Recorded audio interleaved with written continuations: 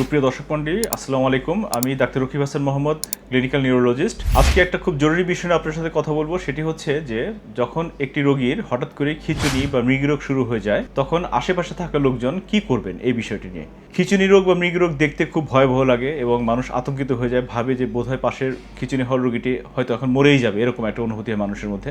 এবং এই আতঙ্কিত হয়েই মানুষজন যে কাজগুলো করে তার অনেকগুলো ভুল করে। যেমন কি ভুল করে? রোগীর মুখে জোর করে হাত ঢুকে দেওয়ার চেষ্টা করে যাতে দাঁতে দাঁত চেপে থাকাটা বন্ধ হয়ে যায়, অথবা রোগীকে জোর করে সোজা করার চেষ্টা করে, অথবা রোগীকে বাতাস করতে থাকে, পানি ছিটা দেয়।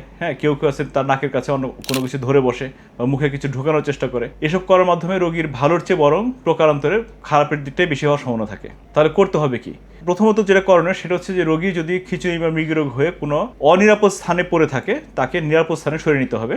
যেমন কোনো ধারালো বস্তু, আগুন, পানি কিংবা যানবাহন আশপাশে থাকা বা চলন্ত রাস্তা, এই ধরনের কিছু থাকলে সেখান থেকে তাকে সরিয়ে নিরাপদ স্থানে নিতে হবে। এটা হচ্ছে প্রথম কাজ। দ্বিতীয় কাজ হচ্ছে ABC, মানে হচ্ছে এয়ারওয়ে, ব্রিদিং এবং সার্কুলেশন। অর্থাৎ রোগীর শ্বাস প্রশ্বাস যাতে স্বাভাবিক থাকে, সে যাতে পর্যাপ্ত বাতাস পায়, সেই ব্যবস্থা করতে হবে। যদি ঘাড় প্রচণ্ড বেঁকে থাকে, তাকে সোজাভাবে সরানোর একটু চেষ্টা করতে হবে, কিন্তু অবশ্যই জোর করে বা জোরাজোরি করে না, যাতে মেরুদণ্ডের ক্ষতি না হয়, সেভাবে একটু লক্ষ্য রাখতে হবে। এরপর হচ্ছে তার সার্কুলেশন, অর্থাৎ যদি কোনো ব্যাড পোশ্চার বা খারাপভাবে থাকে, তাকে আমরা একটা নিরাপদ অবস্থানে রাখবো, যাতে করে তার রক্ত চলাচল স্বাভাবিকভাবে চলাচল করতে পারে। সাধারণ এই বিষয়গুলো খেয়াল রাখলে দেখা যায় যে সাধারণত 2 থেকে 3 মিনিটের মধ্যে বেশিরভাগ ক্ষেত্রে খিঁচুনি রোগীর খিঁচুনি থেমে যায়। যদি কয়েক মিনিটের মধ্যে না থামে, বিশেষ করে 5 মিনিটের মধ্যে খিঁচুনি না থেমে যায়, অথবা খিঁচুনি থেমে গেছে কিন্তু দীর্ঘ সময় পার হওয়ার পরে যদি রোগীর জ্ঞান না ফিরে, সেই ক্ষেত্রে তৎক্ষণাৎ চিকিৎসকের পরামর্শ নিতে হবে। আর যদি রোগীর খিঁচুনি বাসায় হয়ে থাকে বা রোগীর আত্মীয় স্বজন পরিবেশিত অবস্থায় হয়ে থাকে, রোগীর লোকজন যদি জানে যে কী করতে হবে, সেক্ষেত্রে প্রথম করণীয় হচ্ছে এ ধরনের খিঁচুনি হলেই তাকে রোগীকে সেডিল বা ইজিয়াম জাতীয় ওষুধ প্রয়োগ করতে হবে। কীভাবে?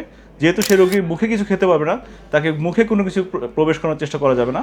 করতে হবে কি, পায়ু পথে সাপোজিটরি যেটা দেওয়া, ইজিয়াম সাপোজিটরি পাওয়া যায়, অথবা ইজিয়াম স্প্রে পাওয়া যায় যেটা নাকে দেওয়া যায়, এগুলো দিলে খিঁচুনি তৎক্ষণাৎ থেমে যাওয়ার সম্ভাবনা থাকে। ধন্যবাদ সবাইকে।